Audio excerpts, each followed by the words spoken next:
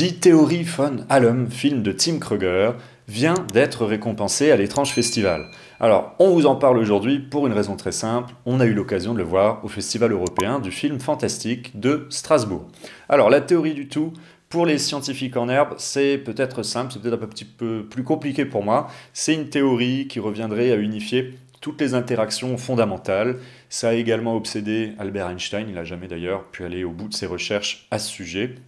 Et donc c'est une grande théorie qui cherche à comprendre l'univers en une seule et même loi fondamentale, donc au-delà de la gravité, de l'électromagnétisme, etc., etc. Alors, on a vu fleurir tout un tas de films qui reprennent cette grande théorie, notamment avec d'autres éléments qu'ils ont greffés, comme les trous de verre, etc., etc. Alors ici, on suit un jeune scientifique qui passe une thèse et qui justement travaille sur cette théorie du tout, c'est un peu présenté comme ça,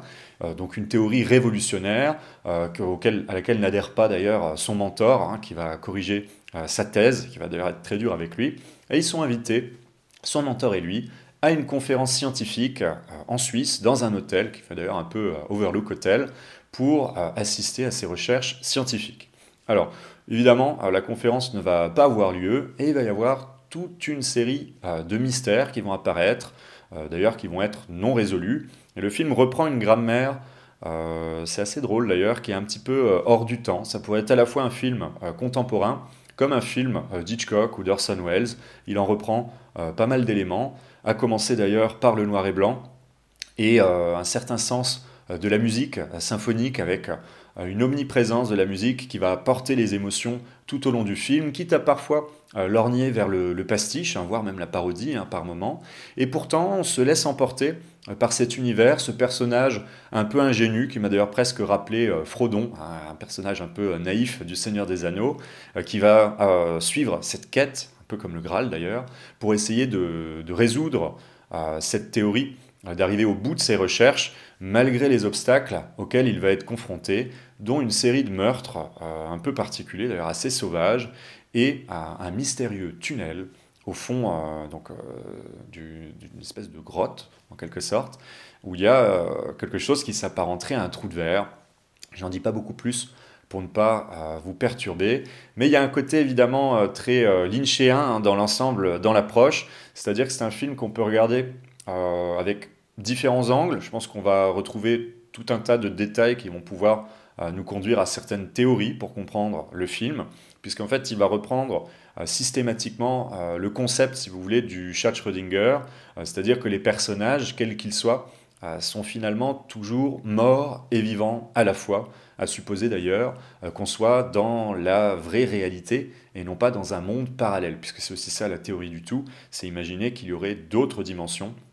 donc qu'on ne connaîtrait pas, évidemment, mais qui seraient reliées entre elles d'une certaine manière.